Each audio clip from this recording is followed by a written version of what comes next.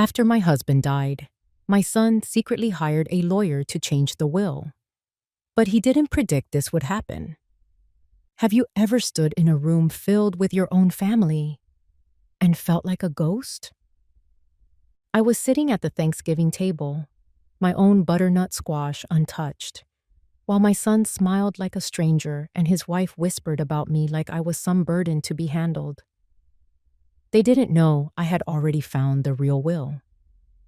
They didn't know Reuben had left behind more than just memories. He left a plan. That day, I realized something. Silence isn't always surrender. Sometimes, it's just the sound of a woman sharpening her voice again. So, if you think this is just another story about an old widow fading quietly, think again. Subscribe and stay with me.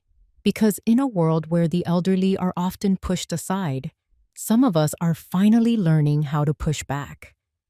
My name is Sylvette Winters, and I'm 79 years old. Until recently, I thought I was just a grieving wife, living in a too-quiet cabin at the edge of Blue Ridge Glen, Pennsylvania. I'd spent most of my life believing that love meant giving until you had nothing left, and then giving some more.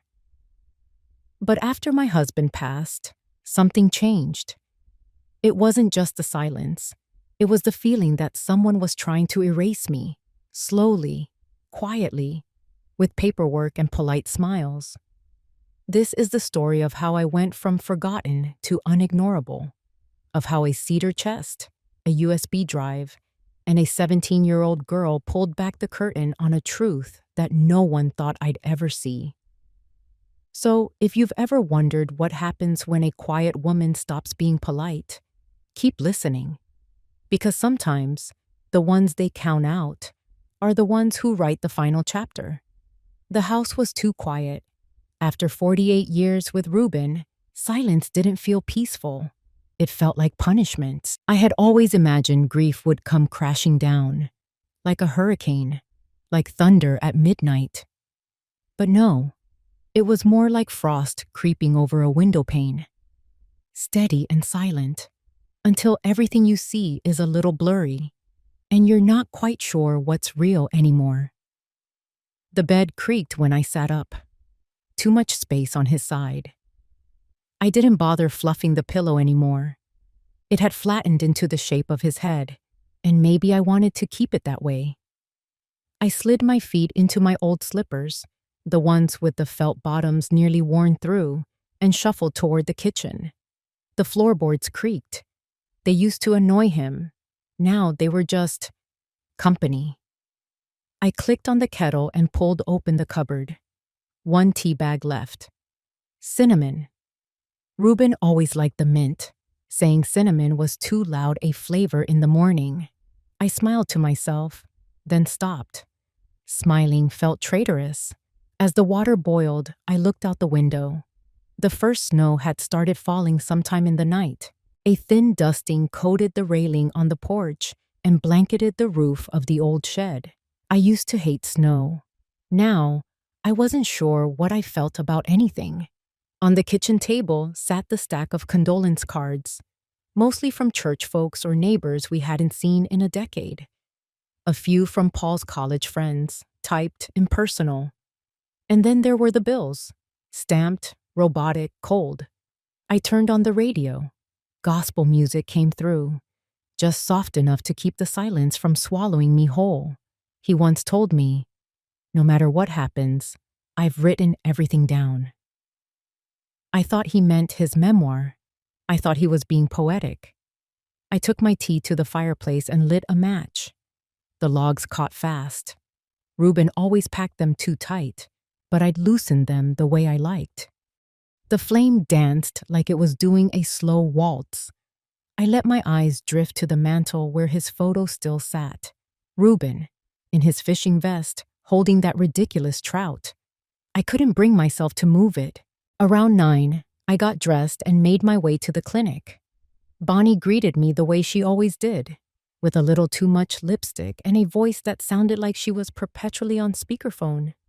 "Lord, you look tired, Sil," she said, handing me a clipboard. but still better than half the town. I gave her a nod, the kind you reserve for people who mean well, but don't quite know what else to say. Hardest part's the paperwork, she continued. Always is, especially these days. Kids rush the wills before the soil's even settled. That made me pause. I didn't say anything, just watched her file charts and hum to herself. She had a habit of making big truths sound like gossip. That line. It stuck. Back home, I made soup from a frozen bag and read through some of Ruben's old letters. He kept everything: grocery receipts, high school report cards, even a note I left on the fridge in 1993 that just said, "Milk's gone bad, so have you." I laughed out loud at that one. I hadn't remembered writing it. The phone rang around 3 p.m. The kind of ring that startles you even though you've lived with it for decades. I picked it up, already knowing it wasn't Paul. He only texted now. "Sylvette, it's Chandler, Harold Chandler." His voice was older than I remembered, frail, like it had gone through a cheese grater. "Oh, hello, Mr. Chandler. I hope you're keeping well." I'll cut to it. Something odd came across my desk today. I sat up straighter. There's been a request to transfer the cabin title. Came through another firm out in Harrisburg a couple of days ago. I stared at the wall. The fireplace cracked. "Harrisburg?" I asked it. "Yes."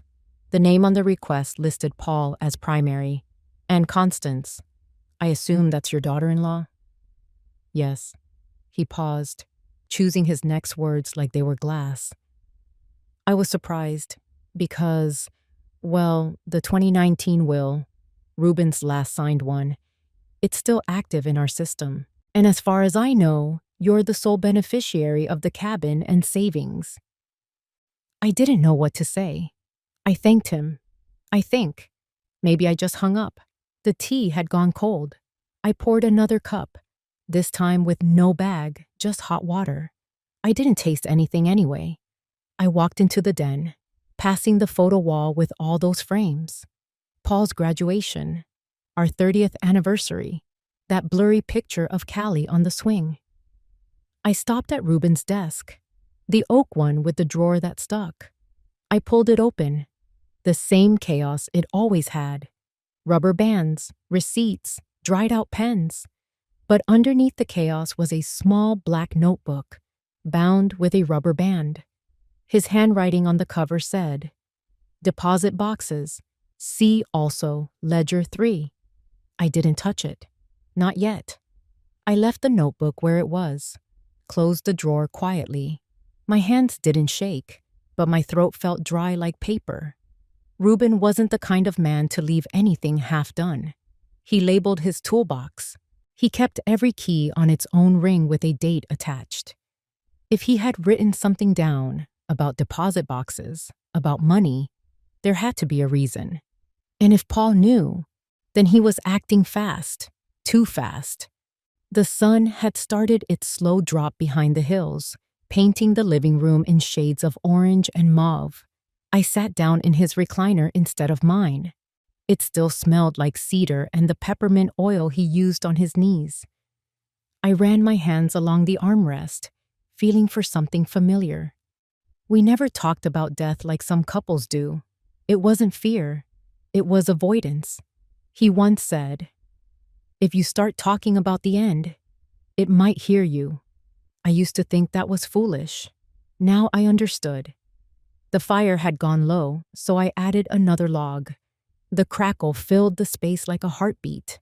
Outside, I could see a few tire tracks on the snow-covered road, probably the Hendersons, or the postman. I hadn't checked the mailbox in 2 days. I forced myself to get up. The cold air bit through my cardigan as I stepped out onto the porch. Dead leaves rustled against the steps, caught in little snowdrifts. The sky had turned that pale purple that only ever lasts 10 minutes. At the mailbox, there were 3 envelopes. One was a flyer from the pharmacy. One looked like a holiday catalog. The last one was from Constance. The envelope was thin, cream-colored, with handwriting that tried too hard to look effortless. I tore it open right there on the gravel path. It was a thank you card. No note, no warmth, just a printed message and her signature underneath. Thank you for the arrangements. We'll be in touch. Constance. Not, we miss him. Not even, hope you're okay. Just business. Cold and distant, like she was writing to a landlord. I looked back at the house. 48 years. Every crack in the wall, every dent in the floor, he made those. And she wanted to erase it like a chalk mark. That night, I didn't eat dinner. I wasn't hungry. Instead, I brewed another cup of cinnamon tea and sat at the kitchen table with my old grocery pad, the kind with a magnet on the back and faded cartoon peaches at the top. I started writing a list, not of food, but of questions. Shawan, did Ruben tell Paul about the safety boxes? Chapter 2.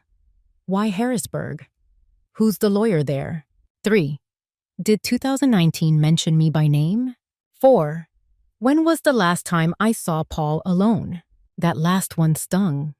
I couldn't remember. Not really. After Constance came into the picture, visits felt more like appointments. Timed, polite, shallow. She never liked how rustic the cabin was. Always said, you should get a granite counter. It'll increase the resale. As if she were the one who built the place. I flipped the pad over and started listing things Ruben had hidden. A $50 bill in the cookie tin. His father's dog tags under the toolbox. The bottle of bourbon in the laundry hamper that he never admitted to. He was a man of secrets. But they were never cruel. They were quiet secrets. The kind you tuck away to feel a little more in control. Now it felt like someone was turning those secrets into leverage. I lit a candle on the mantel. He always said I burned them too quickly. You're supposed to savor the scent, not rush it like a matchstick, he'd mutter. But tonight, I needed that smell of sandalwood and smoke. It was the closest thing to his voice. I grabbed the Afghan and sat back in his chair. My joints complained, but I didn't care. I picked up an old envelope from the table. It had Ruben's writing on the back. Just one word. Callie. Our granddaughter, 5 years old. Sweet as pie. I hadn't seen her since the funeral. I turned the envelope over. Inside, just a photograph. Callie and Ruben sitting on the dock, feet in the water, both looking at the horizon. It must have been taken last summer. Probably Paul's doing. A rare moment of stillness captured by accident. I ran my thumb over the photo. What would she remember of him? Would she remember how he used to make up bedtime stories about a bear who ran a bakery? Or how he let her stir pancake batter, even when it made a mess? I couldn't let her lose those memories. I placed the photo on the nightstand beside my tea and reached for the black notebook again. I didn't open it, but I placed it next to my list. And in that moment, I realized something. I thought I buried him, but it felt like someone else was trying to bury me. You always make too much, Mom, Constance said, not even looking at me. She slid the casserole dish aside with her perfectly manicured hands, like it was a catalog she never ordered. My butternut squash, the same recipe Ruben had loved for years, sat untouched next to a glowing bowl of sweet potatoes with marshmallows, the kind bought frozen, reheated in a foil pan. Paul stood at the head of the table, carving the turkey like he was disassembling a fax machine. Efficient, silent. His hands moved quickly, but his eyes never lifted from the task. Ruben used to carve the turkey. He'd joke about the wishbone, about how every year it ended up in Constance's hand. Because she needed the extra luck. We used to laugh. Now no one laughed. Just the scrape of utensils against ceramic plates and a murmured, "Pass the rolls." Then I was seated at the far end of the table, next to the neighbor's boy who had stopped by with a jar of cranberry jam and was now nose-deep in his phone. His mother chatted with Constance about real estate values in the area. "Prices are up 14% this year," she said proudly, as if she were talking about her blood pressure.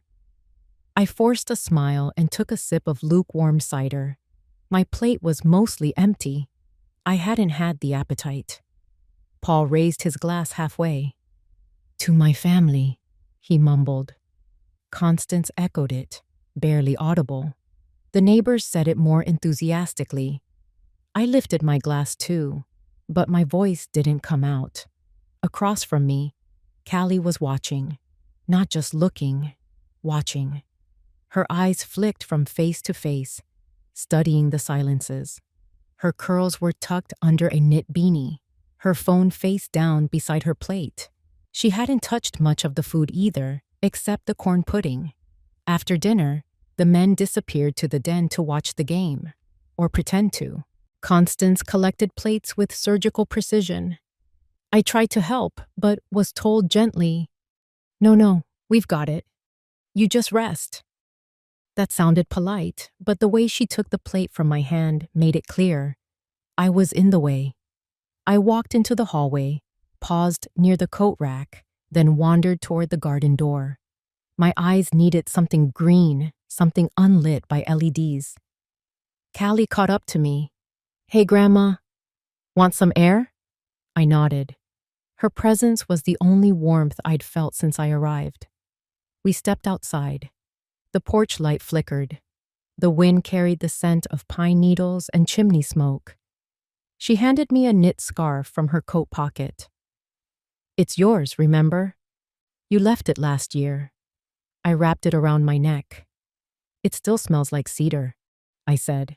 She smiled. "Your cabin always smells like that. I love it." We sat on the bench near the garden. Most of the flowers had given up weeks ago, but a few stubborn marigolds clung to life near the fence. I watched her pull out her phone, not to scroll, but to open the camera app. "You're recording?" I asked. "Just audio," she whispered. "Listen." From the open kitchen window, voices spilled into the dark. "She brings that weird squash thing every year," Constance said, her voice sharp but playful. "I think it's her way of saying she still matters." Paul grunted. "Let her have it. Just don't let her drag her feet on the house stuff." "And what if she refuses?" There was a pause. "Then we push, before the property taxes reset." I closed my eyes. This was my son. The same boy I had stayed up with during his ear infections. The one who used to run to the car window when I came home from work. Now he was measuring my grief in tax brackets. Callie touched my hand. "I'm sorry," she said. "I wasn't even trying to catch that. I had a feeling." "I know," I said quietly. "Me too." Inside, someone turned up the volume on the TV. Football announcers filled the house with artificial joy. We sat in silence a moment longer before she stood and offered her arm. "Come on, let me show you something upstairs. Dad never goes in the attic anymore." We walked quietly through the hallway. No one noticed. No one cared. Upstairs, the attic room was dustier than I remembered, but it still held a few pieces of Ruben's old furniture, an end table, a bookshelf filled with faded hardcovers, and in the corner, a small vinyl record player. Callie knelt beside it. "I found it last summer. Dad didn't even know it still worked." She pulled out a record in a cracked sleeve. "He said this was your song." She set it on the turntable. The needle dropped. And then, from those dusty old speakers, came a melody I hadn't heard in 30 years. The first notes of that song hit me like a memory I wasn't ready for. Ruben used to hum it when he cooked, especially on Sundays, after church, when the house smelled like lemon polish and cinnamon toast.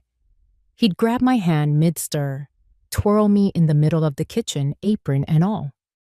I sat down slowly in the old armchair by the window. The song kept playing. Callie didn't say a word, just sat cross-legged on the rug, looking at me like I was made of something worth studying. "Dad never told me anything," she finally said, "about how Grandpa got sick, or why the will stuff is weird." I didn't answer right away. The music faded into the gentle scratch of the vinyl. Then I said, "Your grandfather told me once, no matter what happens, I've written everything down." At the time, I thought he was talking about his war stories, his memoir. Callie raised an eyebrow. "But you're not sure now?" I shook my head. "Not anymore." Downstairs, I could hear the buzz of conversation again. Laughter, plates clinking, someone shouting at the TV. It sounded like a different world. "I don't think they see me anymore," I whispered. Callie nodded. "I see you." She reached into her backpack and pulled out a small notepad, spiral-bound, pages curled from being shoved around too much. "I've been writing things down too," she said. "Since Grandpa passed. Things I hear, things I notice." She handed it to me. "Just in case." I flipped through a few pages, scribbled lines, phone calls she overheard, snippets of conversations between her parents late at night. One entry read, "Nov 2. Dad took a call from a man named Jeffrey, said something about pushing Mom before Q4 ends." I looked at her.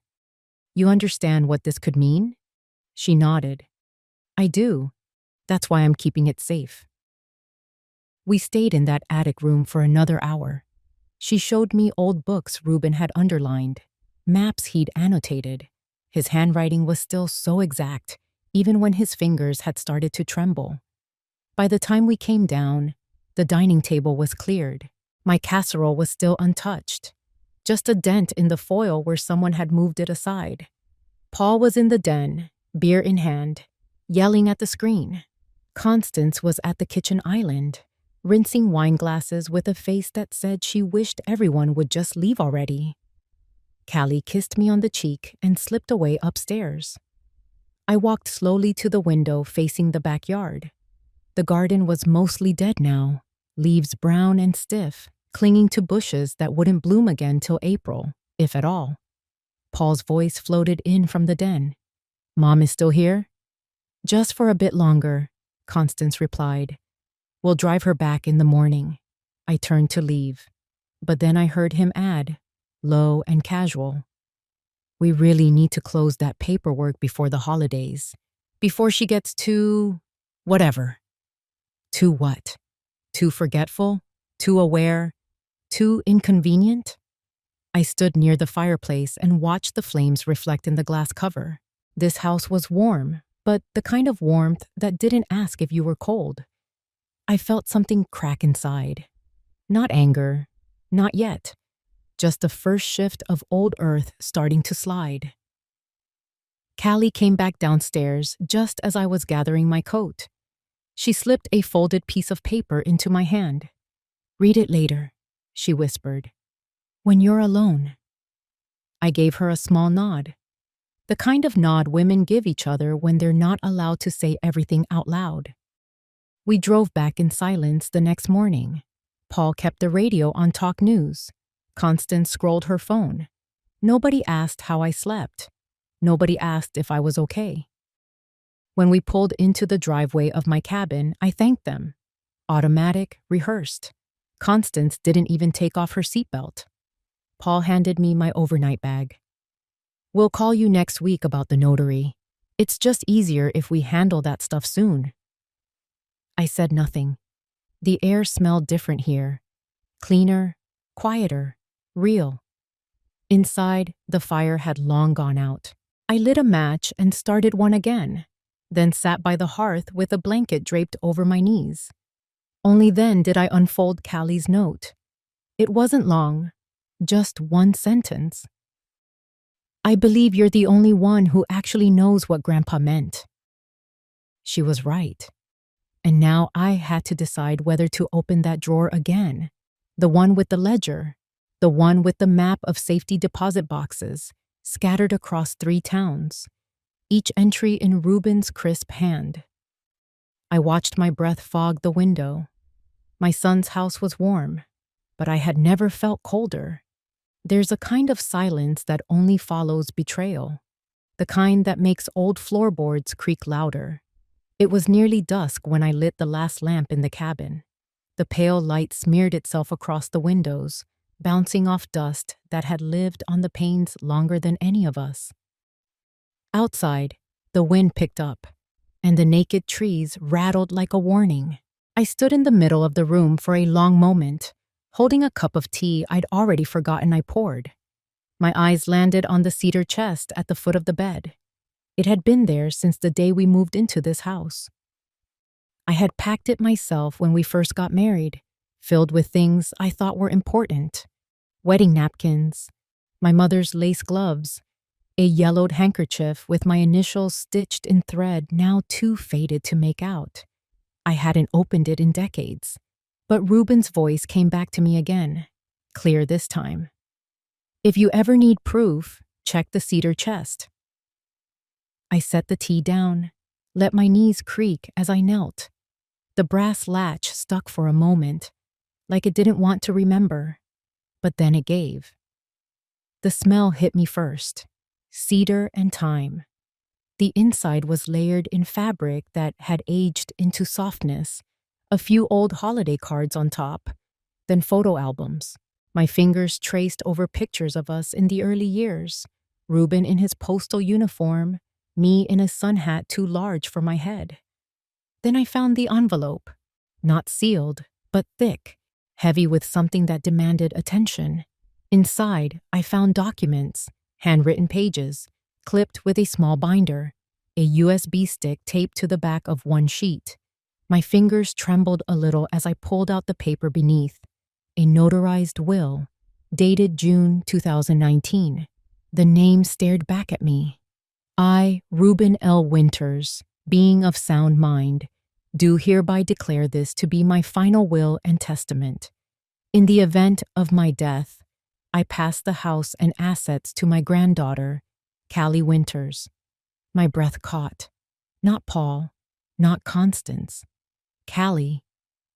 I sat back against the bed frame, the weight of it pressing against my spine. Reuben had known. He had planned. My heart started to beat faster, not with fear, but something sharper. A strange clarity washed over me, like cold water splashed across the mind. He hadn't trusted them, and now, neither did I. Among the pile of papers was a smaller envelope marked only with my name. My handwriting.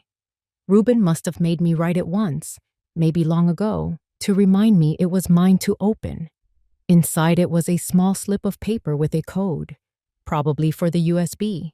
And under it all, folded so many times it nearly fell apart, was a printout of a scanned letter. It was a draft of the letter he'd once wanted to send to a lawyer friend, someone I vaguely remembered from our early years, a name not spoken in decades. I hadn't thought of that man since Reuben stopped delivering to his neighborhood. There was no anger inside me. Not yet. Just a quiet unraveling of the truth. And alongside it, something else took root. Resolve. I reached across the chest and pulled out a small cloth. It was an old dish towel, checkered, worn thin at the corners. I wrapped the USB and the will inside it, careful not to crease anything. My hands moved with a steadiness that surprised me. Then I walked to the old rotary phone in the hallway, picked it up, and dialed a number I hadn't used in 20 years. It rang twice before someone picked up. A man's voice, deepened by age but still carrying that same crispness. Hello?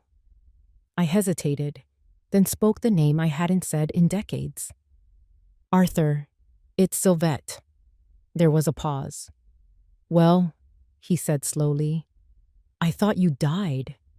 I didn't, I answered simply. But I need your help.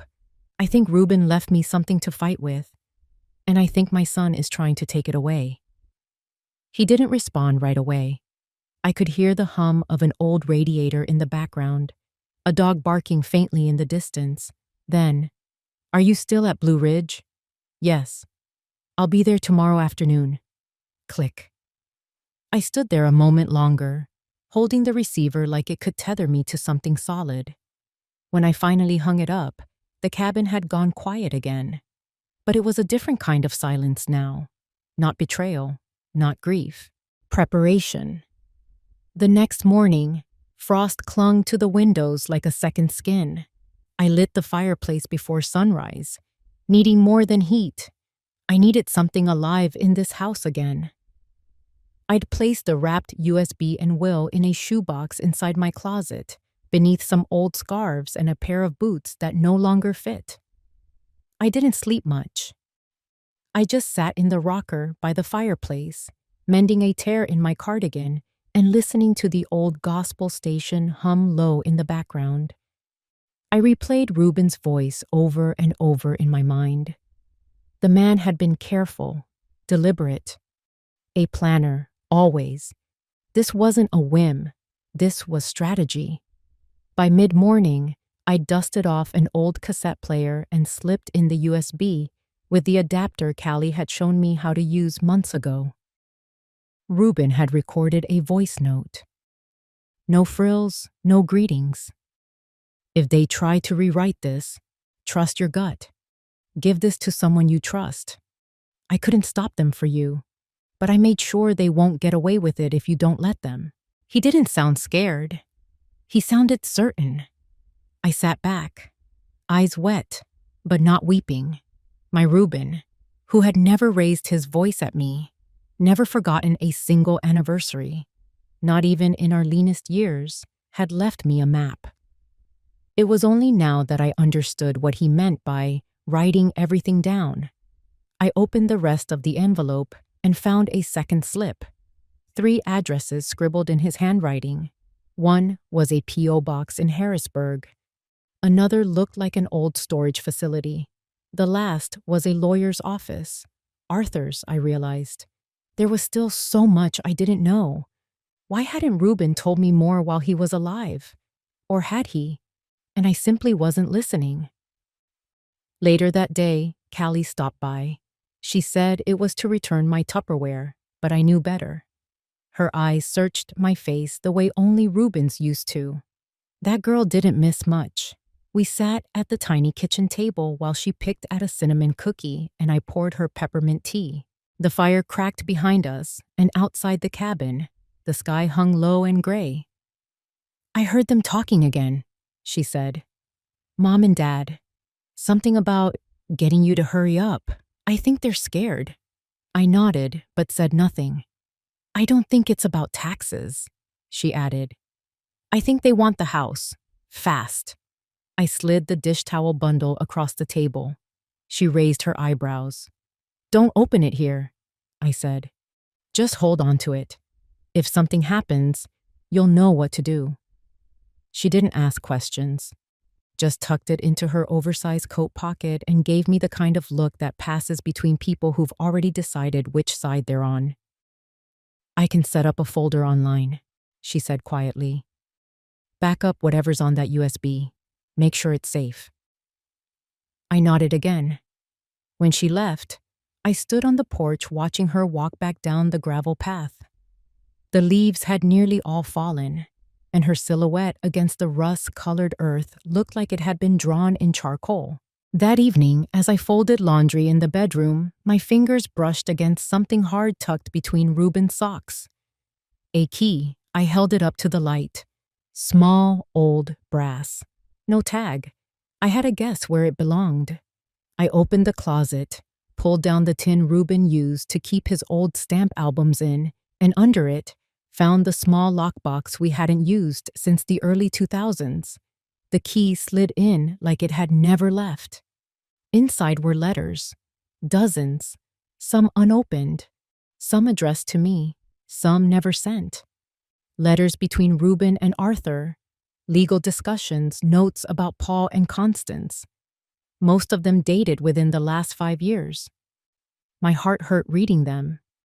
Not because of what they said, but because I had never known the extent of Reuben's quiet worry. He had shielded me from so much. And now, he is gone. But the map he left behind, his will, the USB, the names and notes, all of it had shifted something inside me. I was no longer the woman who wept quietly in her rocker while the world closed around her. I had work to do. I spent the next hour organizing everything into folders, legal documents in one, personal letters in another. I labeled them carefully, in block letters the way Reuben used to. There was dignity in order. The sun dipped beneath the tree line, casting long shadows across the floor. The radio played a hymn I hadn't heard in years. I turned it off. Then I stood still for a moment, hearing nothing but the wind pressing against the cabin walls. It wasn't peaceful, not yet. But it was mine. I took the USB and the will, wrapped them in an old dish towel, and called someone I hadn't spoken to in 20 years.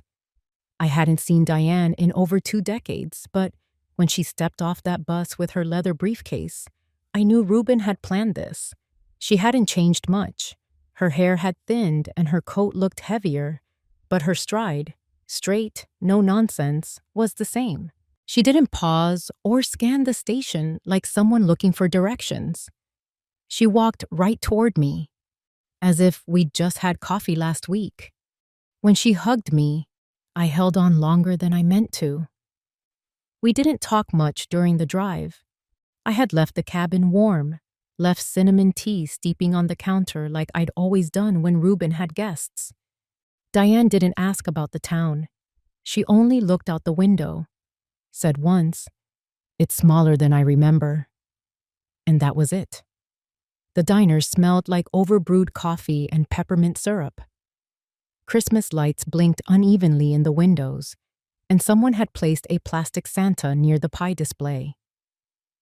We slid into a booth in the far corner, the same one we used to sit in back when our kids were still in braces, and we thought PTA meetings were the biggest battles we'd face.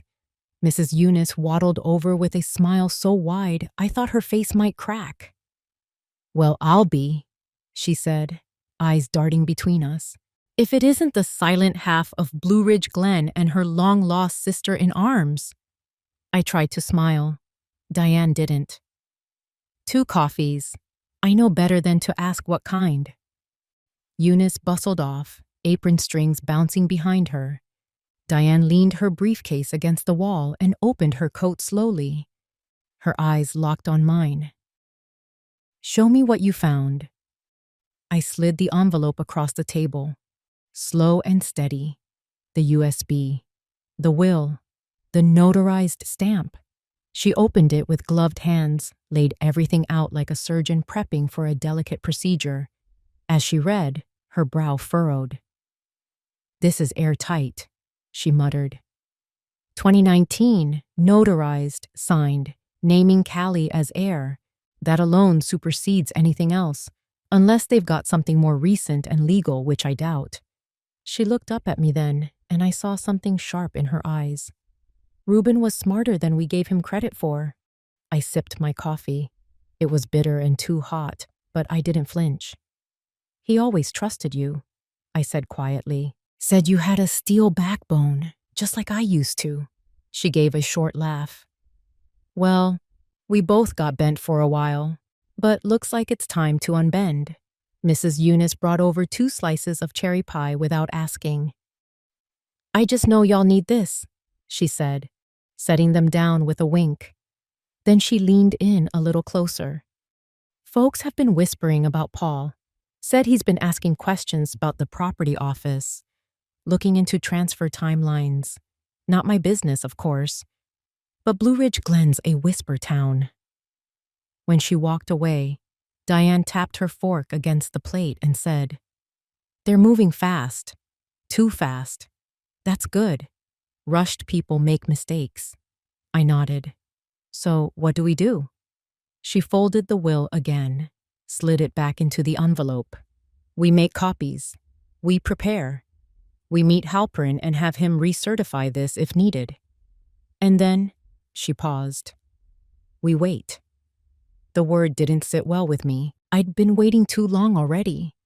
First for grief to settle, then for Paul to speak the truth, now for some silent storm to break open. But Diane looked calm, collected. Her briefcase stayed closed, but I knew it held power. We talked through scenarios. What if Paul contested? What if Constance forged? What if they pressured Callie? Diane had answers. She'd seen things in her line of work. Wills accidentally lost. Heirs manipulated. Signatures coached. She had countermeasures for all of them. "You'll need to play along just a little longer," she said, finishing the last bite of her pie, "until they show their hand." I drove Diane back to the cabin just as the sun began to set behind the bare trees, casting long gray shadows over the winding road. The frost on the windshield was already creeping in from the corners. Inside the house, I lit the fireplace and poured 2 mugs of tea. The same cinnamon blend Reuben used to tease me for overbrewing. Diane walked slowly around the living room, running her hand along the mantel. "He kept it just like I remember," she said. "Even that crooked clock." "He never liked changing things," I replied. "Said time shouldn't be fixed if people aren't." She chuckled at that, but there was a wistfulness in her face. Then she turned, leaned against the wall, and looked at me seriously. "Sil, you sure you're ready for this?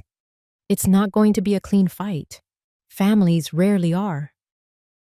"I thought I was ready when I buried him," I said, eyes fixed on the fire. "But it turns out, grieving Reuben was easier than watching Paul become a stranger." She didn't answer right away. Then, quietly, "They'll test you, doubt you, twist your words. You can't afford to get emotional." I looked at her. I've been told to stay calm most of my life. I'm not calm anymore. That night, while Diane slept in the guest room, an old quilt pulled up to her chin, the soft whir of the heater nearby, I sat at the kitchen table with Reuben's ledger. I traced the handwriting on the margins, the firm strokes of a man who believed in order. There were addresses I hadn't noticed before, names I barely remembered, and next to one entry dated February 2019, final draft notarized, backup delivered to DH, DH Diane Hughes. I let the weight of that settle over me.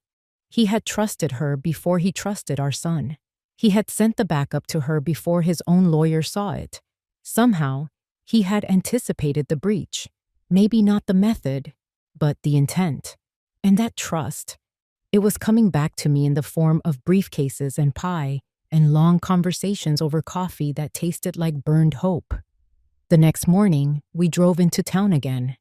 Mr. Halperin's office was 2 blocks from the post office, above the dry cleaner, with a view of the snowy main street and the church steeple. He was thinner than I remembered, paler too, with thick glasses and fingers that trembled when he opened the door. "Mrs. Winters," he said, glancing at Diane. "And?" "Hughes," she said, offering her hand. "I used to work for a firm in Harrisburg." "Ah," he said, but didn't press. We sat, and I handed him the envelope. He read in silence, adjusted his glasses twice, tapped the paper with a practiced motion. "This is solid," he finally said. "Supersedes anything unsigned or later. If someone's trying to override this, they're walking on thin ice." "Would you be willing to testify to that?" Diane asked, and he paused, looked between us. "I would, but I'd rather avoid court. Best if we corner them legally before they know they've been cornered." He leaned in. "Who else has this copy?" "Just us," I said. "Good," he said. "Keep it that way for now." We stepped back into the cold with a signed affidavit in Diane's bag and a shared silence hanging between us. Not tense, just heavy, like we were both carrying something that hadn't yet decided if it was a burden or a shield. Diane squeezed my arm as we got into the car.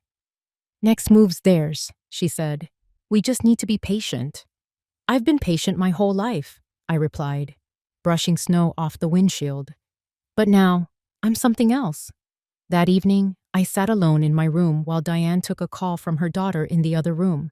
I turned on the old record player Callie had helped set up during one of her visits.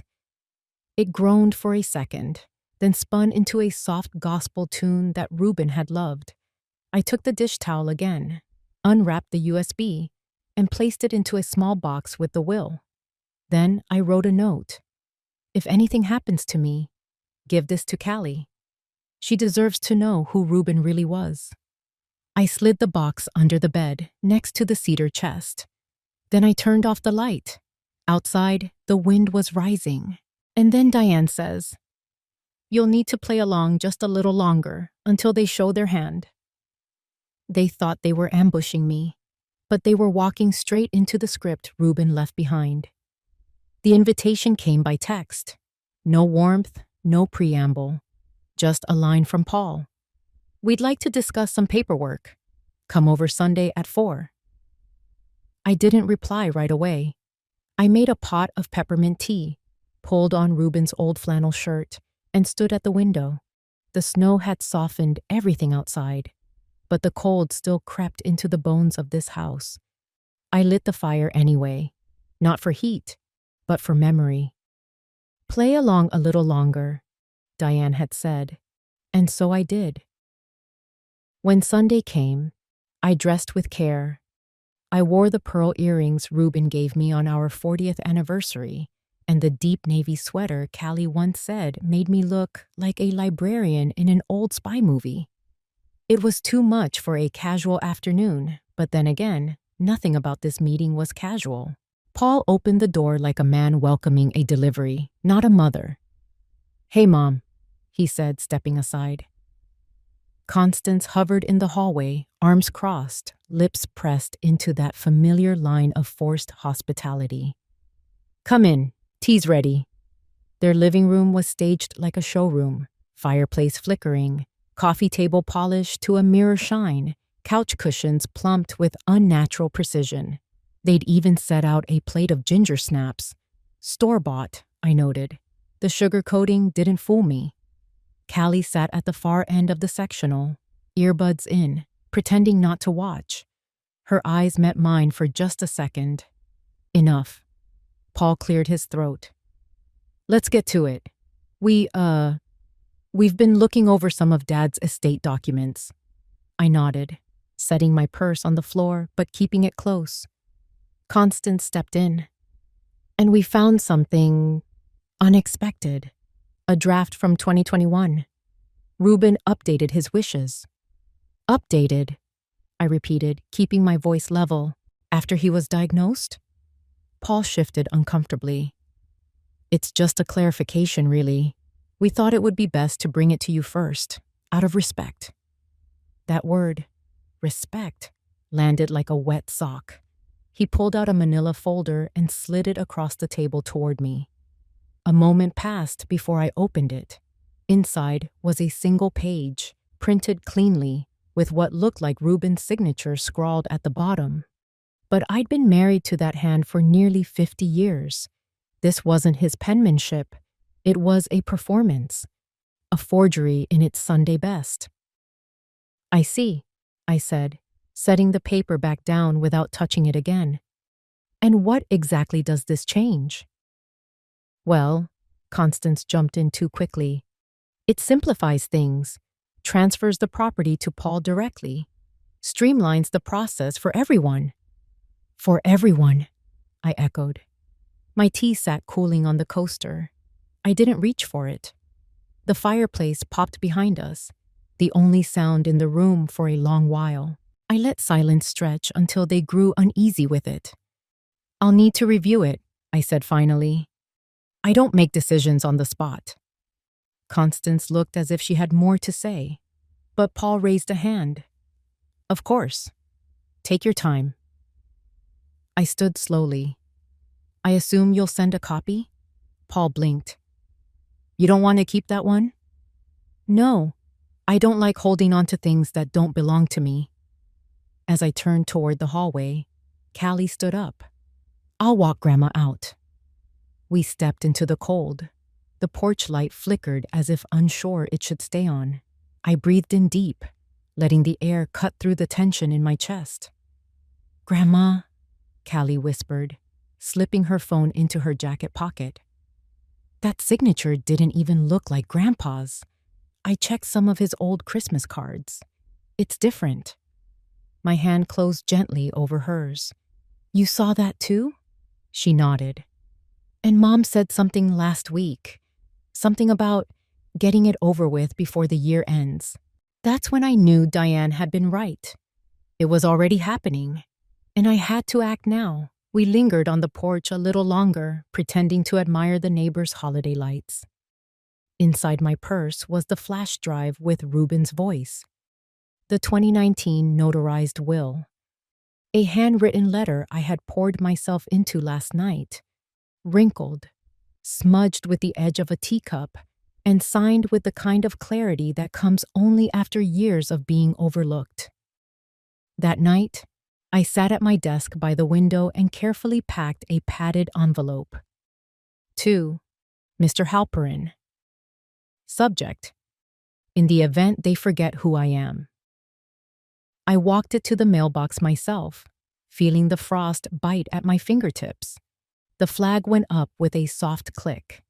And just like that, the next move was no longer theirs. Callie and I didn't speak much on the way back. Her gaze drifted to the car window, fogging slightly with her breath, while I kept both hands on the wheel, feeling the slight tremble in my fingers. Not fear, no, not anymore, but the anticipation of putting something long buried into motion. At home, I made us both hot cocoa. She sat at the kitchen table, fiddling with the corner of a paper napkin. Her brows were furrowed, lips pressed thin, a look far too serious for a 17-year-old on a Saturday night. "You said you needed my help," she finally said. "What do you want me to do?" I didn't answer right away. Instead, I walked over to the drawer beneath the telephone nook and took out the small envelope Diane had helped me prepare. Inside were 3 things: a copy of Ruben's 2019 notarized will, a printed transcript of his voice note, and the USB itself. "I need you to walk this to the mailbox on the corner," I said, placing the envelope in her hand. "It's going to Mr. Halperin. Do you remember him?" She nodded slowly. "The man with the gold tie clip who used to bring you donuts?" "That's the one." Callie looked at the envelope like it was fragile glass. "What happens after he gets this?" "I don't know yet," I said truthfully, but I trust Ruben's timing and Diane's instinct. We were silent again, the only sound being the small ticking of the wall clock. I found myself staring at Ruben's old flannel jacket hanging by the door. His scent was mostly gone, but sometimes when the wind blew through just right, I could almost hear his laugh echoing off the wood beams. Callie stood up and buttoned her coat. "I'll be right back." I watched her walk down the driveway from the window, her boots leaving faint prints in the light dusting of snow. She looked like her grandfather, shoulders set back, steady stride. Stronger than she probably knew. I turned back toward the kitchen table and sat down. On impulse, I reached for the pad and pen by the landline and began to write. To whom it may concern. If you're reading this, it means someone has tried to erase me. This is not a plea. It's a record, a memory, a name. I wrote until the cocoa had long since gone cold. That night, I wrapped the USB, the voice transcript, and the copy of the will into a second package. This one, I addressed carefully, in my steadiest hand, Mr. Harvey Halperin, Escrigneur. Re. Estate of Ruben Winters. In the event they forget who I am, I wrote the last line on a card, folded it once, and tucked it inside. The next morning, I drove the package to the post office myself. I requested certified delivery, Signature required. The woman behind the counter was young, polite, and uninterested. I didn't mind. There was a comfort in the transaction being boring. "Want a receipt?" she asked. "Yes," I said. "Keep the tracking number printed clearly." Back home, I sat by the window with a blanket around my legs and a crossword puzzle in my lap. But I didn't fill in a single square. I kept glancing at the old clock above the fireplace, counting minutes I couldn't control. Around 3 p.m., the phone rang. Diane's voice crackled through, brisk as always. "He'll have it by Tuesday. In the meantime, act like nothing's changed." "I can do that," I replied. "Good," she said. "And Sylvette?" "Yes?" "I'm proud of you." I didn't expect the warmth that surged up behind my eyes. I blinked quickly and focused on a spot across the room. "Thank you," I managed. The following days passed in slow motion. I did the things I always did: sorted laundry, peeled carrots, wiped down the windowsills. But everything felt sharper, like a picture coming into focus. Then, on Thursday evening, Paul called. "Mom, we need to finalize a few things. Can you come over Saturday morning? Just some paperwork. Won't take long." I agreed, calmly. Inside, my stomach turned. I called Diane after I hung up. "It's happening. They're going to present it," she said. "Stay quiet. Don't agree to anything. And don't let them see even a flicker of victory in your eyes." "Understood. And remember what Ruben told you. Trust your gut." That night, before bed, I reread Ruben's handwriting on the will. His signature was crisp, unmistakable. Below it, the notarization stamp shimmered faintly under the lamplight. His voice still echoed in my ears. "If they try to rewrite this, trust your gut." I folded the documents once more, placed them in the dish towel again, and tucked them inside my handbag. I slept without dreams. The morning the letter arrived from Mr. Halperin's office, I was folding linens, like nothing had changed. But everything had. The old flannel sheets still smelled like cedar and the faint cologne Ruben used to wear, the kind that clung to his wool coats and his collarbone for days. I stood there by the laundry basket, smoothing the creases out of pillowcases, letting the silence stretch. Not the kind of silence that punishes, but the kind that hums like closure. I hadn't told Callie yet. I hadn't told anyone. When I opened the envelope, I already knew what it would say. Still, my hands trembled. The letter was neatly typed on cream stationery, signed in black ink. Per the 2019 notarized document submitted by Mrs. Sylvette Winters and confirmed by our office, the estate shall be executed in accordance with the will of Mr. Reuben Winters, dated July 5, 2019. All property and assets are to be passed to Miss Callie Winters. Any conflicting claims will be dismissed upon review. Dismissed. Just like that. I sat at the kitchen table for a long time. The kettle hissed behind me, but I didn't get up. The silence was no longer cruel. It was sacred. Reuben had kept his word. He'd written everything down. He'd prepared for the moment they might try to erase me or rewrite what we had built together. He had known. Somehow, he always did. That afternoon, I called Callie. She arrived in her beat-up sedan, still wearing her school sweatshirt and jeans dusted with grass from track practice. She looked so much like her father used to, back when he was kind, before everything became spreadsheets and property lines. But her eyes were different. Hers were still soft. I handed her the copy of the letter. She read it once, then again. "You mean, Grandpa really left everything to me?" I nodded. "He trusted you. He saw who you were." She was quiet for a moment, running her fingers along the edge of the page. "Mom said it was just rumors," she whispered. "That you were confused. That Grandpa was too old to make decisions. She said those things because she needed you to believe them, I said gently. But Reuben was never confused. He saw clearer than most. Callie looked up at me, her voice shaking. Why didn't you fight them sooner? I smiled. Because sometimes fighting too early lets them change the battlefield. Reuben taught me that. So did Diane. Diane? Her eyes widened. I nodded. An old friend. The kind of friend you don't realize you need until it's almost too late. Callie hugged me tight and fast. No drama, just warmth. It reminded me of when she was small, when she used to climb into my lap with picture books and ask me to read until we both fell asleep on the couch. You're not alone, Grandma, she whispered. I know, I said, and this time, I truly believed it. That evening, I dressed in Reuben's favorite cardigan, the one with the suede elbows, and walked down to Mr. Halperin's office.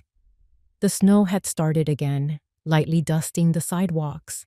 Christmas lights blinked in the windows of old shops. I passed by a bakery that smelled of cinnamon and orange zest. Somewhere in the distance, someone was tuning a violin. Halperin's office hadn't changed since 1992. The same brass nameplate, the same green banker's lamp.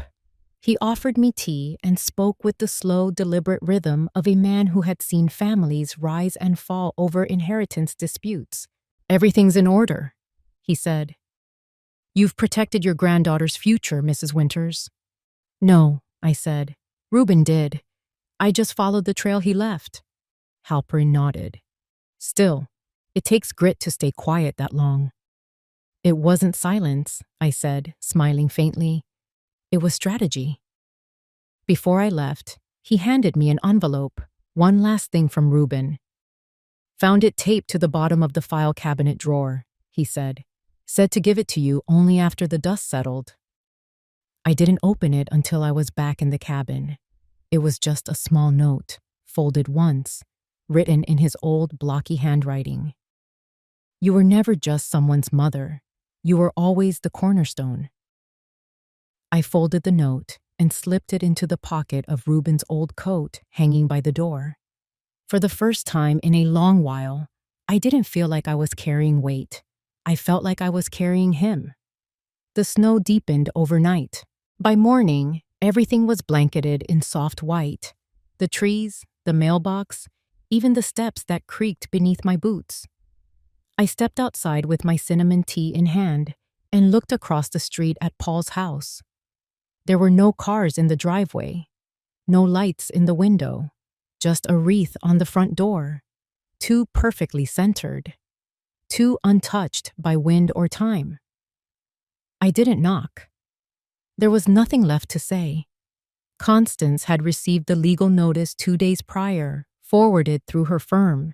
I imagined the look on her face when she read the signature, notarized and authenticated, not forged, not fake, real, like the life she tried to rewrite and claim wasn't hers to hold. And Paul, well, I hoped he'd come around one day, but I wasn't waiting anymore. Back inside, I pulled out the good china, the blue set with the gold rim we only used on Christmases when Reuben carved the roast and the children still sang carols out loud. I lit the little pine-scented candle Callie gave me 2 years ago and set out 3 plates. One for me, one for her, and one for Reuben. His photo, at least. Callie arrived just before dusk, her cheeks red from the cold and her eyes sparkling in the low amber light of the living room. You did all this? She said, stepping in and unwrapping her scarf. I had help, I said. Reuben's recipe cards still know what they're doing. She laughed, and it echoed gently against the walls. Then she set down a small package. Before I forget, this is for you. I unwrapped it slowly. Inside was a wooden frame with a handwritten quote in ink. Silence isn't surrender. Sometimes, it's the seed of your strength. I couldn't speak. I just nodded. Later after dinner, we sat by the fireplace with the old vinyls playing. Ella Fitzgerald, then Johnny Mathis, then the Andrews sisters. The crackle of the record, the hiss of the fire, the quiet between us. It all felt exactly right. You know, Callie said, turning toward me, I never thought I'd want to live in a small town. But this place, it's honest, even when it's hard. It's yours now, I said. Not just the house, the stories, the history, the decisions. She bit her lip, eyes glistening. I'll take care of it. I promise. I know you will, I said. But don't do it for me. Or for him. Do it because you know what matters. That's all we ever tried to teach you. She nodded. And Mom? I exhaled. Some people spend their whole lives chasing more. But more isn't peace. It's noise. Let her have it. We stood by the window after she left. I watched her drive off into the white dusk, taillights blinking down the snowy road. The wind had quieted, the night still. Somewhere a dog barked. Somewhere else wind chimes sang. And then I did something I hadn't done in over 10 years. I turned the key in the front door lock and unlocked it. Just like that. No fear, no waiting. Just a woman in her home. In her skin. In her truth. And for the first time in years, I slept with the door unlocked. Some evenings are so quiet. You'd almost believe things were always this peaceful. But those who've ever felt lonely in their own home know. True peace is when your spirit no longer feels pushed aside. I used to think love meant sacrifice without limits. But I've come to understand this. If you don't value yourself, even those closest to you might forget to. Kindness isn't always returned, but self-respect should never be surrendered. If this story made you think of a quiet mother or a grandmother who once gave everything, maybe today's the day to reach out. A phone call, a thank you, a small reminder. I see you. Because sometimes all they've ever needed is to feel seen again.